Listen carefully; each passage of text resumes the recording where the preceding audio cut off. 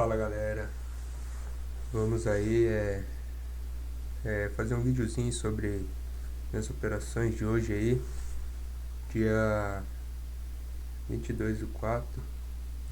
Mostrar o racional aí das minhas operações. Fiz duas compras no ouro, né? Uma acabei tomando stop, a outra desenvolveu e pagou, né? Quero mostrar aqui pra vocês o motivo do porquê eu comprei, né, o ouro. Eu comprei ouro nessa região aqui, galera. Nessa região, eu comprei a primeira aqui, outra vez aqui. Eu vou mostrar o motivo. Aqui, se a gente pega o gráfico, começa a analisar os time frames maiores, né?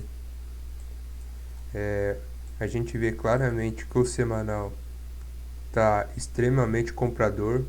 Acho que tá até meio esticado, né, para ficar comprando essas regiões. Acreditaria numa uma correção até para buscar no hábito diário, né? Seria saudável. Não digo a no hábito semanal, mas a no hábito diário aqui, ó, se a gente jogar, seria saudável essa correção aqui, né? Porque o ouro, desde que saiu dessa região aqui da 50 do diário, que foi dia 9/4 aqui, né? Essa loucura aqui, né? Isso daqui, se eu não me engano, foi aquela taxação do Trump lá, né? Com a China lá e tal, né? Então o mercado ficou bem volátil, né? E depois colocou aí vários dias seguidos de alta, né? A gente jogar aqui claramente, a gente vê que o ouro tá comprador, né? E hoje, descendo pro time frame aqui de 60 minutos, eu vi o ouro chegando nessa região aqui, ó. Deixa eu só pegar a ferramenta de desenho pra gente ver se a gente consegue. Onde eu fiz? Eu vi o ouro chegando esticado nessa região aqui, ó, galera. Essa região de fundo aqui, ó. Ah, galera, mas por que dado uma compra nessa região aqui? Aqui a gente, nos 60 minutos, a gente tem a 20 dos 60 minutos. O preço também esticou, né? A gente vê esse candle aqui, ó, que ele abriu, jogou pra cima e esticou nessa média aqui, ó. Com a volatilidade vendedora aí, uma força vendedora gigantesca, né? E eu também estava acreditando numa alta aqui, até porque tem esse terceiro alvo aqui em cima e ele não buscou, né? Pode ser que trave aqui nessa região que venha buscar, né? Fazer um topo duplo aqui talvez, mas isso bem pra frente, né? A gente pega aqui, a gente tem a 20 do 60, a gente desce time frame pro 15 minutos. Aqui nessa região a gente tinha a 72 do 15, a gente tem essa região de troca de polaridade aqui, ó, pegando esse topo com esse fundinho aqui, ó, a gente tem uma regiãozinha de trava aqui do preço. E se a gente desce o time frame por 5 minutos, para os 5 minutos aqui, né, a gente tem o primeiro toque dessas 200 e elas vindo de forma inclinada, né, de forma ascendente aí.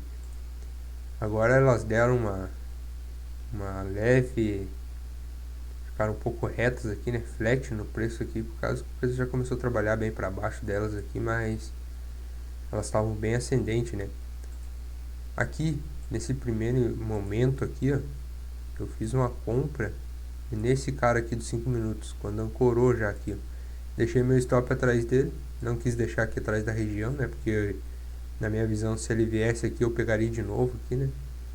Acabei tomando um stop aqui nessa região. E quando chegou nessa outra 200 aqui, ó, eu bati no risco dessa 200 e deixei meu stop atrás desse último fundo aqui, ó, que foi esse fundinho, e estava protegido pela 20 também, do 60 e tal. E quando o 2 minutos, a gente pegar aqui, o 2 minutos fechou esse cara aqui, ó, por esse cara aqui dava pra mim ter aumentado a mão. Essa falha já aqui, ó, em cima da 20 do 60, daria pra ter aumentado a mão aqui no rompimento desse cara aqui.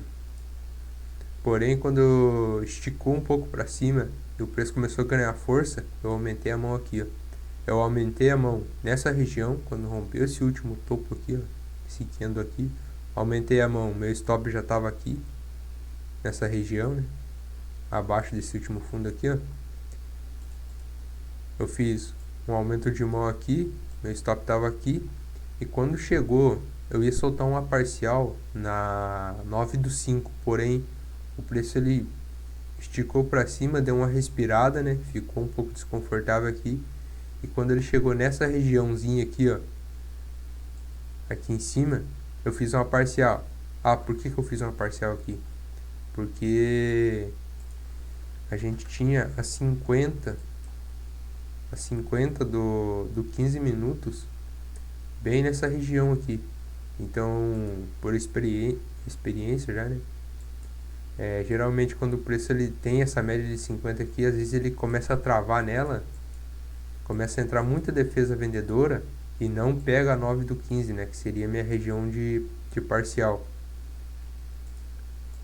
Então, dado a isso, fiz uma parcial aqui e fiquei segurando o trade, né? Fiquei segurando o trade.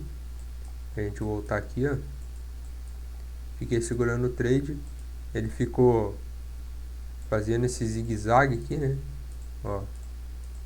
Era até nítido ele fazer esse pullback para ganhar força compradora, né? E quando ele rompeu com esse candle aqui para cima aqui, ó.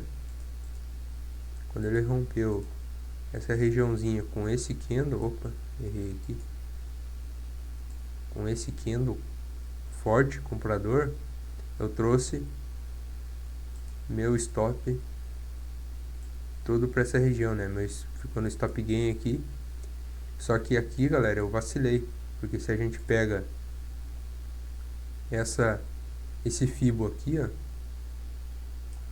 o preço cravou o 61% dessa perna com o primeiro alvo desse pivô aqui, ó.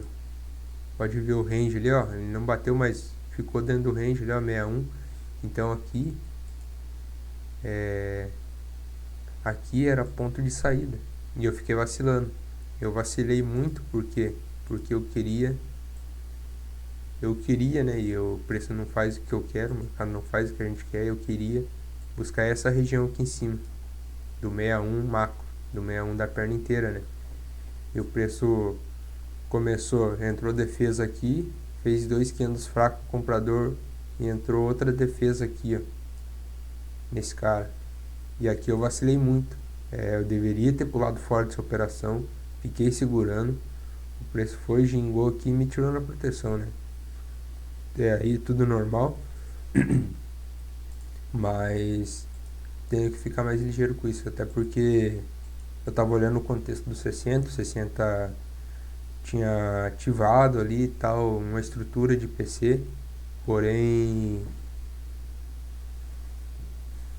não deu continuidade, né?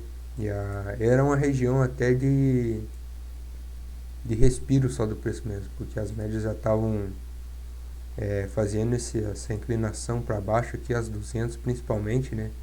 As 200 quando elas começam a trabalhar assim, ó, de 2 minutos aqui, o preço ele tende a ganhar uns movimentos mais fortes de baixo, né? Porém não desenvolveu.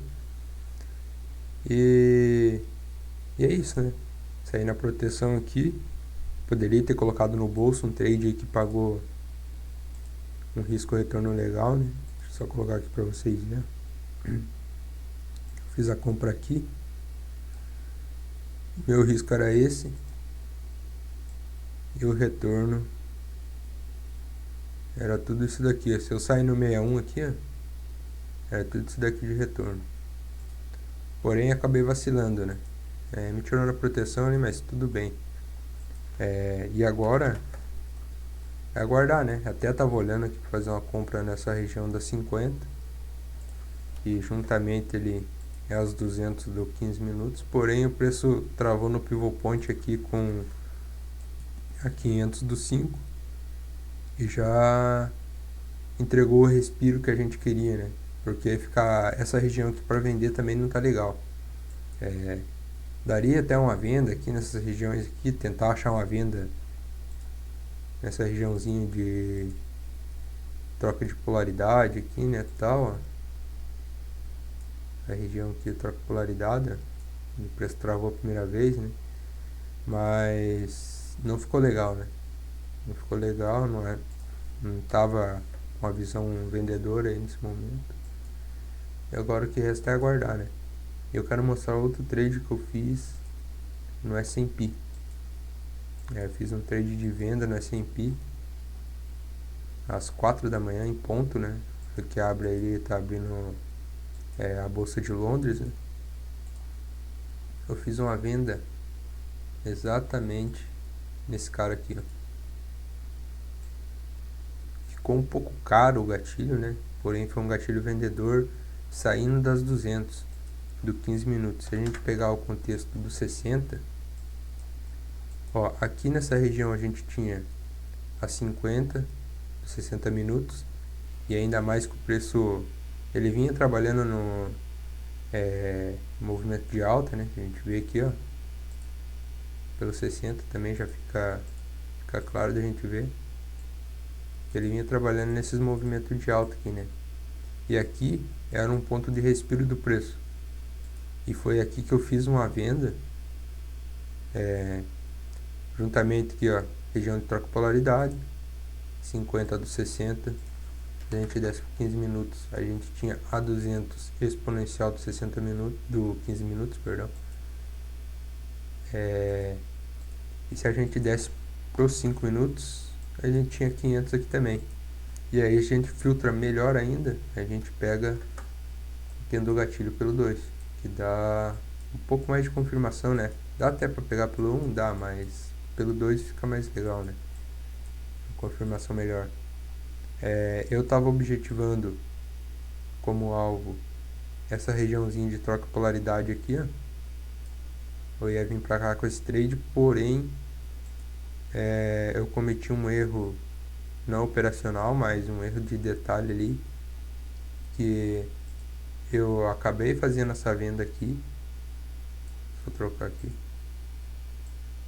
Acabei fazendo essa venda aqui. Meu alvo era essa região. Porém, quando o preço começou aqui a fazer esses movimentos aqui, né, descendente,